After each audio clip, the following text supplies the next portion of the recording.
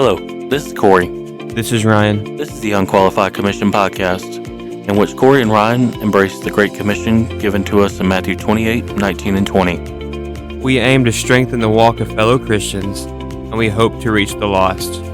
Although we're not qualified, we have been equipped to share God's love. Thank you for joining us on the show.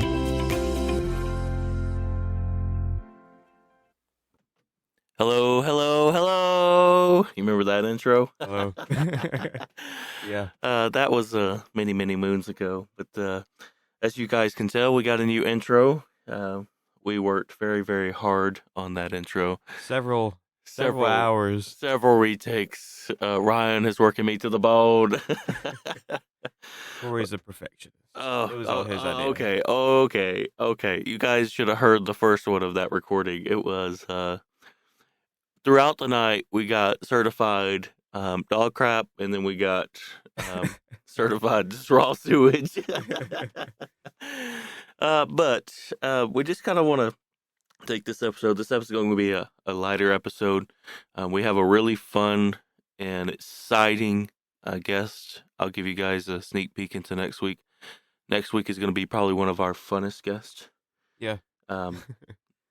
Jordan Rupel is coming as a special guest next week. So we want you to come in and take a listen to that. But this episode, I just kind of wanted to do a housekeeping episode and maybe keep it light, funny, some bloopers of Corey and Ryan. But we're going to kind of go unscripted, there's not really been a pre-show. Woo! Yeah, we have lots of sound effects now, so we'll kind of walk through.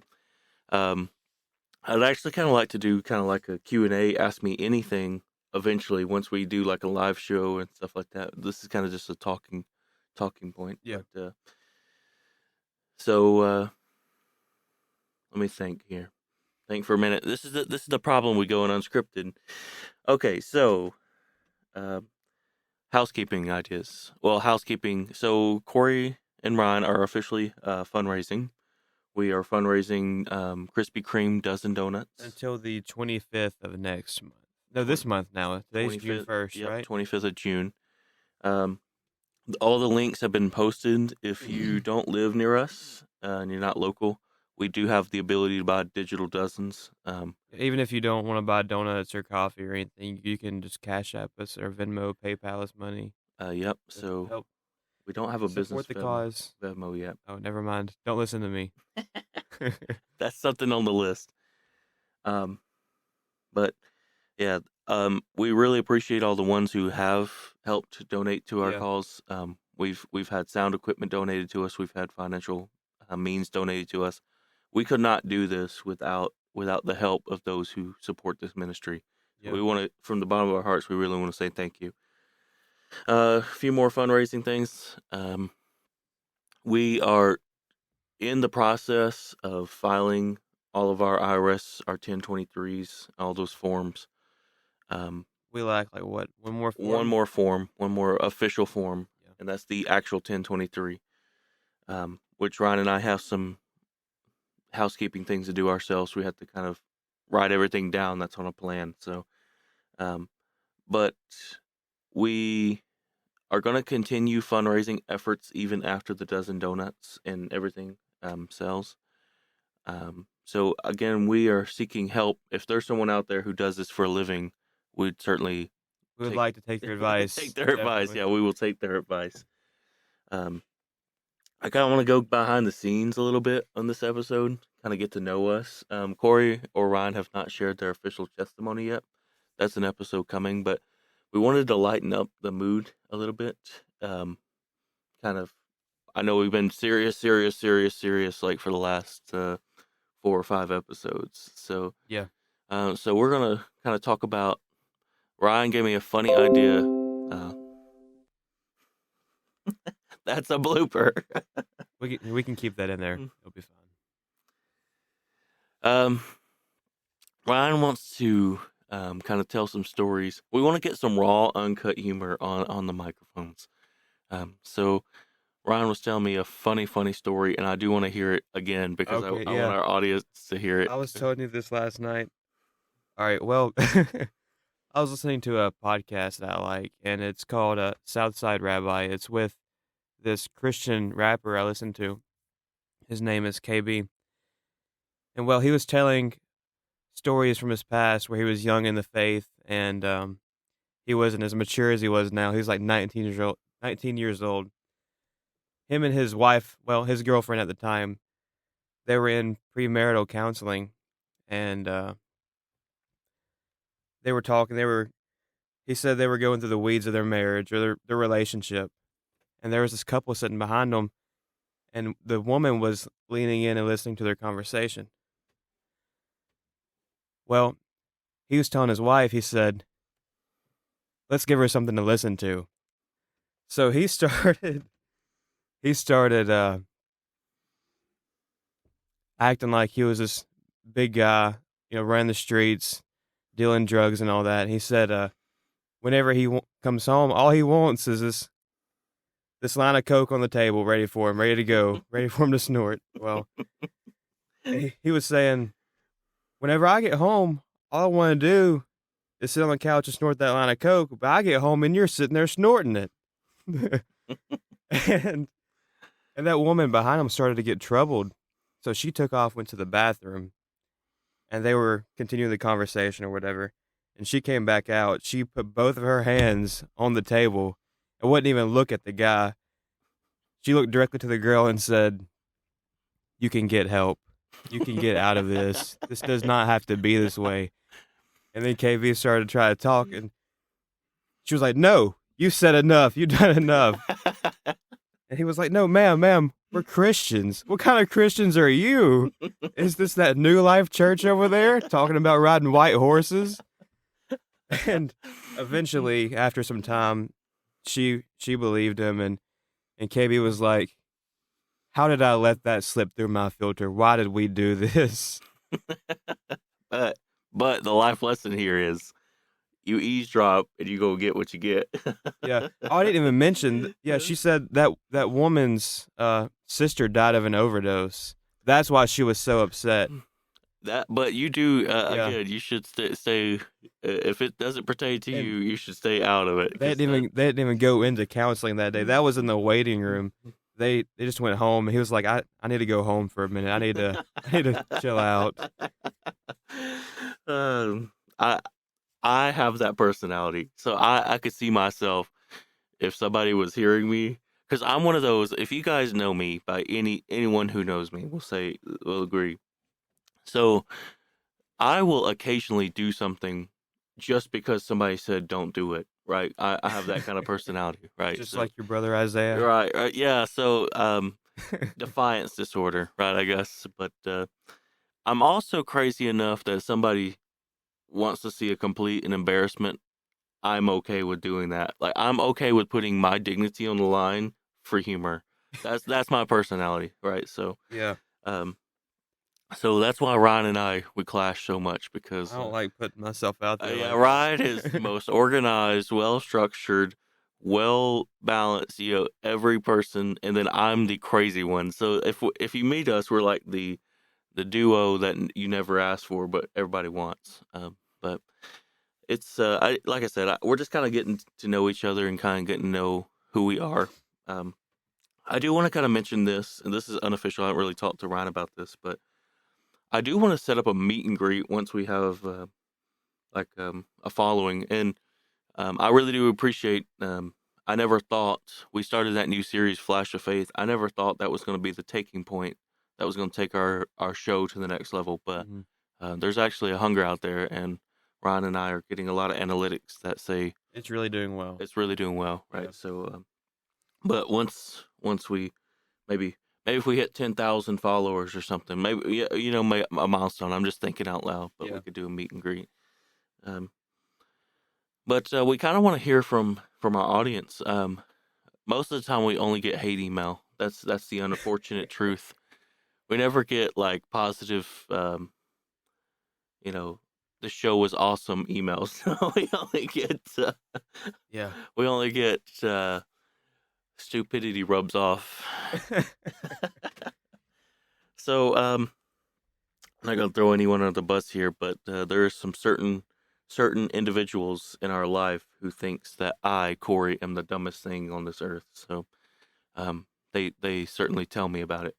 So, and I'm not begging for attention. I'm not begging for positivity, but it's always I say this in the show. We have the prayer wall. We have the donations link. All those go to the same email. So, so we look at our email expecting good things, right? It's not good things. It's just one after the other. Just this show is stinky. This is a certified pile of garbage, So and the best advice I ever got was, if you go into ministry, don't take personal attacks personally. That was the best advice I ever got, because I didn't realize how much people attack the ministry until I got into ministry. I used to kind of think I guess I was naive, right? So I used to kind of think, oh, preachers got it together. They just live their life serving God, 9-to-5 job, just like everybody else. They go home, go to work, go home, repeat the cycles. But that's not what it is. Ministry is so much more in depth than that. People who are in a hospital, they call their pastor. People who are It's a full-time job. yeah, it's a full-time job. It's more than a full-time job. But I am having the time of my life. I only speak for myself here. Ryan can speak up, but I prayed and I prayed and I prayed for a long time. God, please show me what you want me to be doing, right? Let me align my heart's desires to what you want me to be doing. And I've did tons and tons of places and tons of different hospitals and different things, and even tons of jobs. I've wore many hats, but this is the place in my life I finally have achieved doing something I enjoy. And when you do something you enjoy, you don't work a day in your life. So that's for me. This has been, I guess, the epiphany that I needed. That was finally the place in my life where I'm starting to see results. And so even though I get all the hate email and all the snarky comments of, I made this joke the other day. I said, it amazes me. You start sharing the ministry, how many ministers there are out there. Every minister, they know the Bible front and back. Every one of them come out of the woodworks when you say something on a live show. And it's like, then you realize they're really not ministers, but they sure think they are. They again, you guys are going to have to deal with, today we're going uncut, unraw. All of our bloopers are happening at one time. So if you hear a bunch of... The speaker just turned off in the background. Yep. So, but yeah, everybody is really quick. And I'm not going to say everybody. There are a few people who are really quick to point your mistakes out publicly. So, right. Corey, what's the dumb thing you've done in your past? I could write a whole book on dumb things I've done in my past. Give us one story. One of your top stories. I have a dumb story that wasn't even me, but I was involved in it. But it's funny, so I'll share it. So I was in the military. I was in the Navy, and I was greenside, which simply just means I was with the Marines my career. And so I had a couple Marines. They come into my the treating facility, the BAH, and they come to us. And I say BAH. Give me a second. That's not the word. I've lost my edge. They come into the treatment facility, the military treatment facility, and one of them has rabies. One of the Marines has rabies, right? And we're out in the middle of the field, and I'm wondering to myself, how do two innocent Marines get rabies, right? And if you know anything about the Marines, they have a structure where they take a battle buddy with them everywhere they go, right? So there should be always two Marines together, right? There should never be one Marine together. But so I'm like asking this, I'm like, what happened to your battle here, right? He's like, he won't tell me. He's just shaking his head no, right? I'm like, Marine, you better tell me what happened to your battle here, right? Shakes his head no. And I'm like, Marine, like, you better tell me right now, right? Like, this is about to get serious, right? And he says, he found this cat, and this cat randomly bit him, and now he has rabies, right?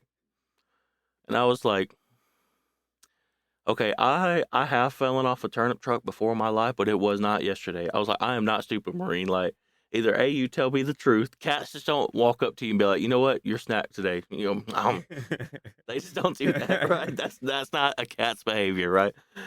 So I'm like, Marine, either you tell me the truth, or there's going to be a health and safety inspection tomorrow at 04:30, right? So a health and safety inspection was where a corpsman could come in and they could just rip your barracks apart, right? They would inspect everything. They would be looking for moles, anything. But they would just, just wake you up out of the dead of sleep, and they would just wreak havoc on your life, right? Mm-hmm. And I said, there's going to be a health and safety inspection unless you tell me the truth, right? That was his story. He was going to die on that hill, right? That he just found this cat. This cat just stumbled upon him, bit him, left his way, I was like, Marine, do you understand what you're doing? Right.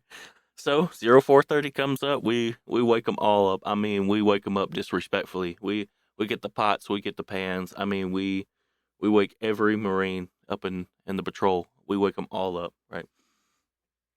So I start inspecting. I start tearing this place apart.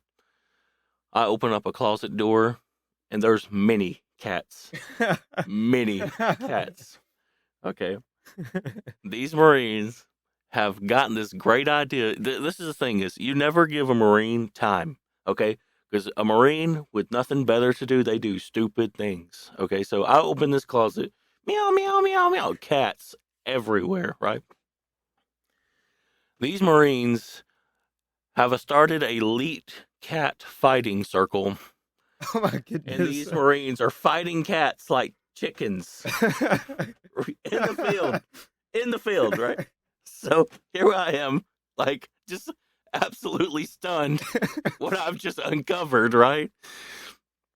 And they're like, this was obviously a very elaborate collaboration with other Marines. This was not just a here kitty, one cat just fell into the closet. No, this was a very elaborate and on purpose thing, so of course the commander, the gunny, everyone loses their mind. Everyone's getting beat. There's people getting sent home. There's people getting discharged. This is a whole fallout, right? But we still have the cats, right? We catch these stupid cats. We still have the cats, right? Well, I get the misfortunate thing that I have to take care of the cats. How many were there, just about? There was 9 cats. Oh my goodness. So, like, one day I'm the watch of the day. Like, I'm on the watch, right? I'm on the corpsman watch of the day. And, like, Gunny comes up to me and he tells me, like, to go out back and handle the cats, right? What he meant is, like, pew, pew, pew, pew. Free smoke, hey, free smoke. Yeah, hand out some free butt whoopings, yes.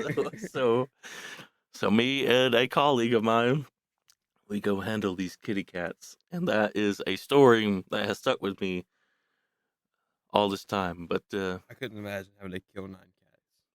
Can you imagine how to catch, maintain, and collect 9? No, it was a terrible, terrible situation. But I could not go out there and kill cats. I like animals too much. I love animals, and this was a place in my life where I did not see myself going. But here I was, here I was, right in the middle of it. That's kind of the fail of my life that, like, kind of made me question everything I was doing. Join the Navy to do this. Yeah. At that moment, I was really thinking, is this really the pinnacle of my career? But I did have a good time in service. A lot of people ask me if I miss it. And of course, I was not walking out my Christian way of life. So there was a lot of sin in my life, right? So there was women, there was alcohol, there was clubbing. There was a lot of things that go hand in hand, right? But eating too much dessert food. Yeah.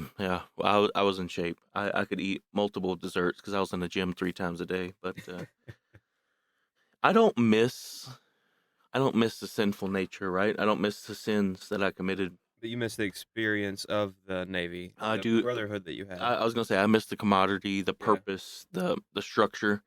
See, the thing is, no one tells you. So I joined, straight out of high school, and I that was my plan. That was my only plan. I didn't have a backup plan. Like when I joined the military, I was like, I'm just going to do 20 years. I'm going to retire, right?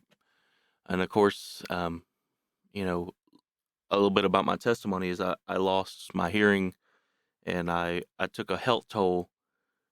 Um, so either way, I ended up discharging, which I took honorable discharge, but there was a lot of circumstance that happened to get me to this point today. But no one tells you when all you know is this way of life. No one tells you what to do. So they just kind of give you to the street, right? And they try to set you up. They have classes and stuff that they try to transition you into the civilian world, right? But no one tells you like how to live your life outside of the military, right? So you've kind of grew accustomed to this is the way of life and this is the only way of life. And so then when you come out here and you're working your regular 9 to 5 job, it's much different, right? Um, of course, there was very much cussing. There was a stamina surrounded my experiences, right? So when I got out here, it was kind of hard to adjust because of course my language, every third word was and I can't fix my board. I just realized, see, we're learning stuff together right now. I just realized you cannot change the pads live. Oh, I didn't know that. Yeah, you can't, can you? So here I was going to So use. we're gonna have to make a We make a make a playlist here and play it through the board. Again, no. this is uncut, unfiltered. This is just us. But like I was saying, no one prepares you for how you're going to live your life outside of the military. So Is that why there's a lot of like homeless veterans when they get out of yeah, service? for sure, and there is some resources, and this is the thing is I kind of want to talk about this because this is important. This is really important, and this is kind of darker. I know we said we want to keep it light, but I do want to hit on this. But so every single day there are 22 veterans who kill themselves. The Yeah. suicide, I saw like the bracelets and stuff like that. right? Every single day, 22 veterans kill themselves. That is an unacceptable standard. Like, it's unacceptable that we as a society just allow that. And, I've said on this show many times, don't talk to me about politics because I will hurt your feelings regardless of what side you sit on, right? I will tell you I am no politician. I will tell you I have a very poor opinion of the political system and all that, right? Yeah. But what bothers me the most is, like I said, 22 veterans kill themselves every day. But we have all this funding, we have all this money for silly things. And I'll give an example, just like, when the House meets or the Senate meets, they may not get anything done, but they fly all these people in from all over the U.S., all over the world, to sit there and argue. And it's like we have the budget for that, but we don't have the budget to make sure that these veterans are getting the help that they need. And I know that's a real serious thing, but that is one of my things that just bothers me to the core, right? Is how we treat people who have went and served for this country. And I'm not seeking thank you for your service. I'm not seeking any of that. I did a job just like anybody else does a job. I'm not seeking your thank yous.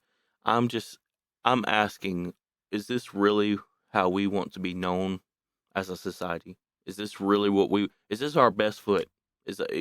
I'm just asking, are we putting our best foot forward?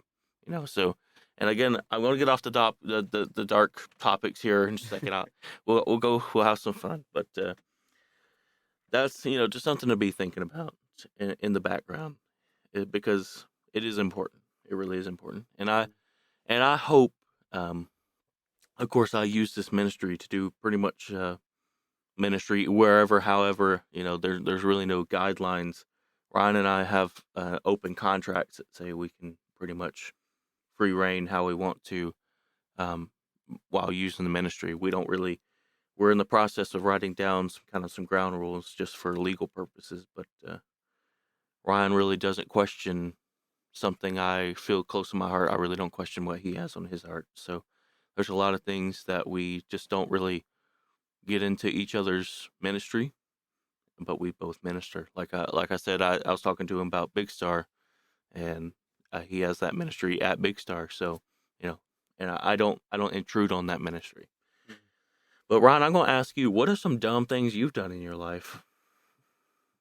I've been trying to think about that for the past couple of minutes. Ryan is. I've done a lot of dumb things.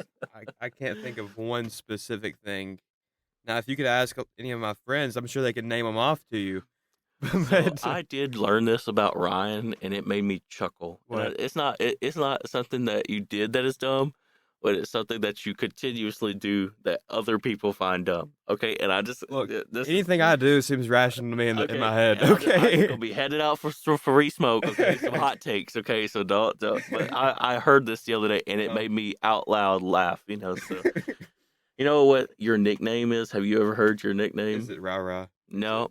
That's another one then. Okay. I just told you about the nickname. Okay. Mr. Krabs. Oh my goodness. Who told you this? I'm not telling my sources. But when they said it, I was like, that's so perfect. He said, and he did the impersonation. He said, ha ha ha, where's my money? I was like, that is Ryan to a T. So if you ever hear me call him Mr. Krabs, that's Ryan is one of the most financially stable persons I ever met in my life. But he's one of those that you would see on TLC. Extreme cheapskates, it's like hangs up toilet paper to dry, stuff like that. We give Ryan flack, but Corey and I are like completely opposites. Corey spends money, and I like to hold on to money. He acts like I just spend money left, right, and center. No, I spend money on things I think are necessary, like microphones for a podcast show. But even Ryan is kind of like, did we really need the microphones for the podcast show? I'm like, well, what was the other option? Well, I guess I will allow it then. So he acts like we balance each other. Yes, out. I was gonna say we act like it's extreme, but we really do balance each other out. Yeah. But that is something that's really dynamic about our relationship. Is we talk about everything. We talk about what are we going to do in this situation. We lean first on the Lord. We pray. We pull out the scripture, and then we talk about everything, whether it's good, bad, or ugly. So Ron and I spend a lot of time together. Like I said, we work together on the church media team, and then we do our show, and then we do our ministries together. We spend a lot of time together, and a lot of time, and if you spend enough time with anybody, you're going to find something that makes you butt heads. Financial means just happens to be that thing for us, but we always get through it. Most of the time, this is how this relationship goes. Hey Ryan, I would like some money to buy this. Nah.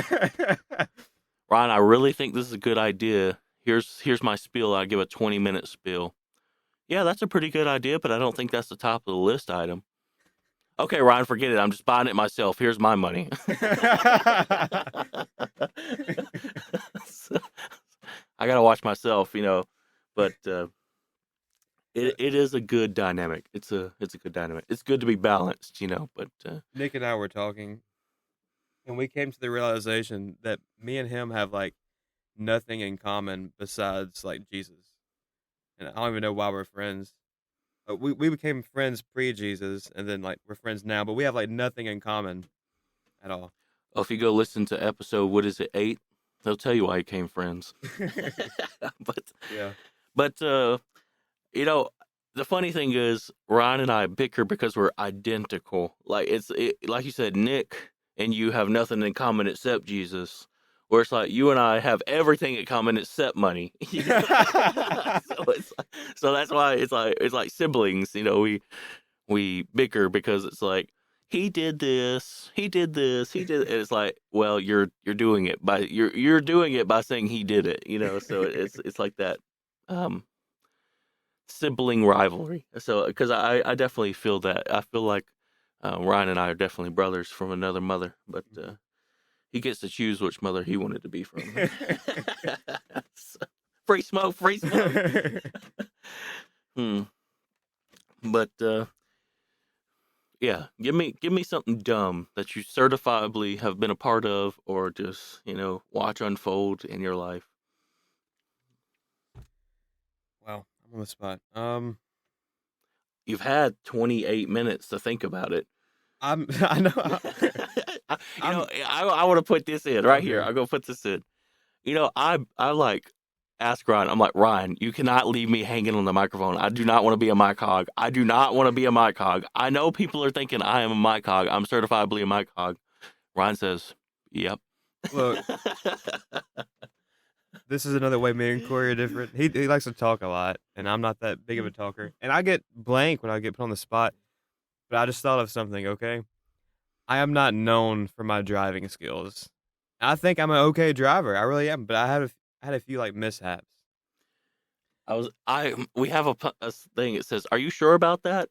Are you sure about that?" It's not on this slide though. Yeah, it's not on this slide. We're gonna have to pick our top 8. Yeah, because that's unfortunate. On one slide that we cannot use pads live. We're learning together, folks. We're learning together. But I remember when I had my first car. It was a 2005 Nissan Altima. I was over at Nick's house. I was backing up, and I hit a tree in his backyard. So he lived in a trailer right next to the road. The road was to the left of his house. It was a narrow road, and I was backing onto the road, and I backed like into the ditch and backed into a tree. Now, it didn't do anything to the car. And then also... So you backed over the cat, the dog, the tree, the ditch. Yeah, I hit it all. And same thing at my grandparents' house. I backed into a tree again. And then I used to work at a restaurant, and I was leaving for work that night going home. I backed into a car in the parking lot. I tell you what, you need a backup camera. I do now, but this was in my first car, and this was all in the same car. And then, so the front was pristine, but the back just looked like it was dented baby face. My dad had the car before me, and he hit like 2 or 3 deer. So the front wasn't so that front good. And the back were just completely smashed. Now, from 3 of those, it didn't do that much damage to the back of my car, so it was good. It was good. But in my new car, I was at the gym, and I backed into a car there with the backup camera. I wasn't paying attention. I was looking at a car in front of me. It was a nice, I think it was like a 2022 or 2021 Tahoe, like decked out. And I was looking at it, and I backed up, and I hit a car. So you hit the Lamborghini backing up, but that Tahoe was sure pretty. I think it was like a Malibu or something like that. But also, I was at Samuel Darricott's house, and we were in his dad's truck. I was parked behind his dad's truck, and Samuel was backing up. He hit my car. They put a big dent in the front bumper of my new car, but he got it fixed. It was good. And then also, I was in the parking lot at work, and a car hit me, and after work, I realized it hit me. We couldn't go back on the cameras to see who it was. The cameras didn't reach that far. It wasn't that good. So, and another time, a deer ran into the side of my new car too.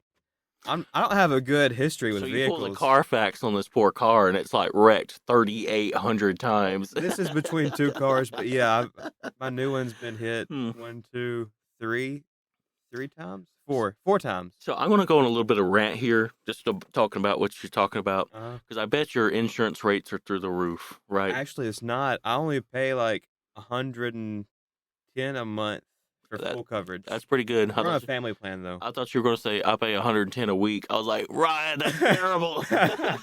That's outrageous. But no, I've been fortunate. I got my crashes out of my life young in life. So I did total my first car. I ran into a tree. I came onto a gravel road. Well, it was a gravel road, and then a road transition that was doing construction. I hit that gravel too fast, lost control of the vehicle, and hit a tree. But I've been very fortunate and I pray right now I don't have to experience this. But I've been very fortunate. But let me tell you some side eye I have with insurance companies. and my wife is going to kill me when she hears the show. So if y'all don't hear me on next week's show, my wife did it. Okay. Corey has passed away, Yeah, unfortunately. yeah. My wife is gonna be For- heading Free out. smoke, free smoke, hey, free smoke, free smoke. But so I have a record on my driving record. So my insurance rates are pretty good. They're pretty high. My wife has an accident and I have an accident. We only have one accident each. So my accident happened first. I was pulling a camper trailer, a big 30-foot camper trailer, and a state park said the dump site is down here, the dumpsters are down here, everybody can fit. And so when I went into the park, there was 2 trees on either side of the road, and my camper was too wide for the trail. Oh wow.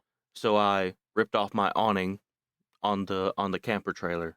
Right, that was Was it. the awning out, or was it? No, it was stowed away. That was the point. That's how narrow this trail was. Yeah. Right. And so, like, of course, it ripped off the awning and it dented up the stairs and it ripped the side of the RV. It was like $9,000 worth of Oh, my damage. goodness. Right. And no problems. Call the insurance. They tell me to take it to a local shop. They fix it. Beautiful RV. Right. Just pay my deductible. It was like $100 deductible. Everything was good and dandy. Right. That's not bad. And I was like, that was not a bad accident. That didn't even involve a second vehicle or anything, right? But this is how, like, sexist insurance is, okay? My wife, here goes the part, my wife is going to kill me. And I'm going to leave out some details, but let's just say my wife had a doozy of an accident, okay? My wife, unfortunately, this was a time in our life where I was not following Christ, and my wife and I were bickering. We were verbally arguing. And she was distracted off the roadway, and she ran a red light, and she ran a red light pretty fast. So she like T-boned a car. All the airbags went off. The computer went through the windshield, busted the complete windshield, busted my computer.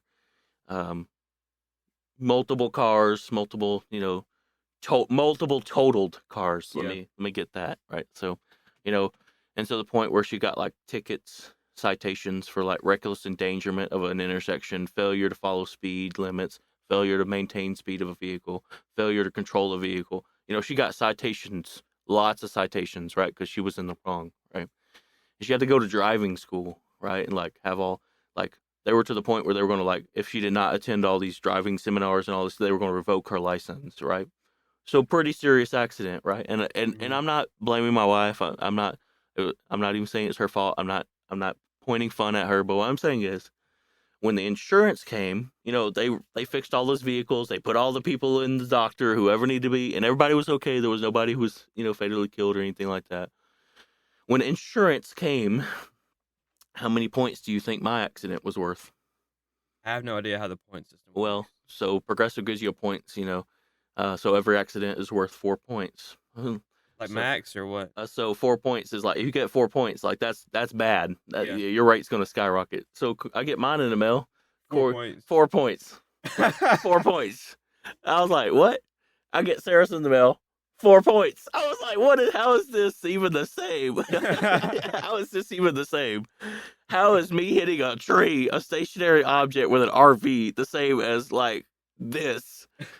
So I have a bone to pick with the insurance company. But Men are more dangerous than women. yeah. How I want to know what statistic they pulled that from. I'm just saying I got some doubt. Yeah, Men like to show off.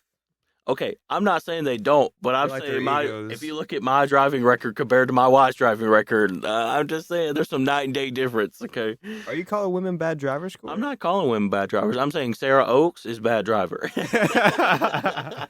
No, she's gotten really better now. She, as she's matured, she's definitely got better.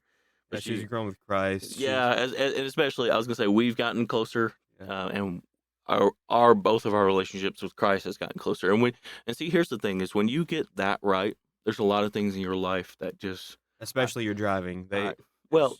See, the thing is, if you're not driving angry and you're not driving bickering, and you're loving each other, see, I could have prevented that whole accident. I just say it. You love Jesus, car free accidents. But this episode, it's been a blast to kind of just get out here and just be ourselves. Like I said, we have our email. please send us an email. If you hated the show, you hated it, send it to us. We'll read it. But yeah, exactly. Right into the heart. Right again. Just stab me. What? Hold up, I like this one too. Yeah, the original Minecraft. But this has been Corey. This is Ryan. This is the Unqualified Commission Podcast.